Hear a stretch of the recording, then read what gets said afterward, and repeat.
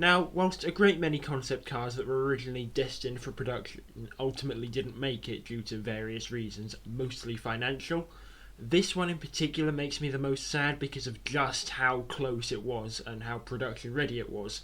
It's called the Audi Quattro Spyder, and it was Audi's attempt at replacing the original Quattro with something a bit sportier.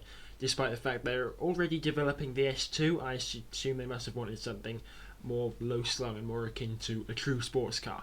It was first unveiled at the Frankfurt Auto Show in October of 1991, and despite this being in the middle of a recession, there was actually great interest shown in the car, and over 3,000 pre-orders were already made, and it reportedly got this close to production that sales brochures were already being printed, and there were some adverts produced for it as well, which are so very gloriously 90s, you should check them out. Unfortunately, though, the development of the car was terminated in 1992, and the reason isn't exactly clear because Audi never released a true reason, and just because of how close it was, it did seem a bit odd. The most likely reason is because they didn't want it stealing an already failing Porsche's sales, but there are some other reasons as well. Most notably due to the car's body, because it was powered by a V6 engine that was also found in the Audi 100, which only made 172 horsepower, which doesn't sound particularly impressive.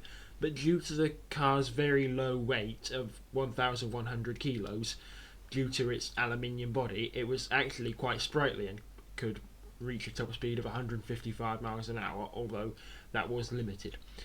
Now, because of its aluminium construction, Audi wanted it to be a bit quicker than that, and they couldn't then justify spending all this extra money on the aluminium because it wouldn't be as important or as revolutionary enough. Also, the fact that they wanted it to cost around 100,000 marks, which was approximately $50,000 at that time, and apparently the price was a bit higher than that, but 3,000 pre-orders were already made, so I'm sure they could have raised the price just a bit and people would have still paid for it, but I don't know, that's just my thoughts about it. Now, for the styling of the car, it's not really like anything else they'd made up until that point. I mean, yes, there was the others, but that was shown after that and they were sort of paired together, really. But it does you can sort of see where they get their designs for the future. I mean, especially from the wheels, which are very often copied by later models.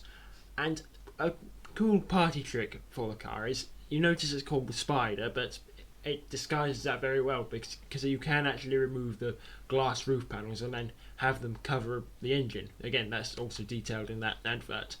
But it hides the fact that it's a Spyder really, really well, and it's just a very, very good looking car.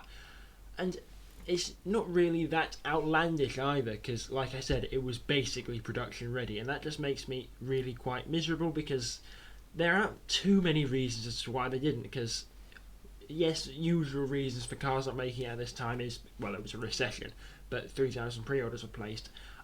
As far as I can see, the most likely cause of the problems is that it was maybe a little bit too expensive, and the fact they didn't want it killing off Porsche, because it might very well have done that.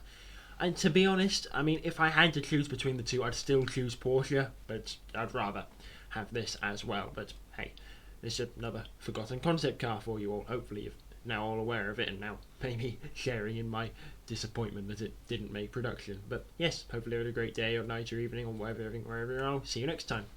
Goodbye.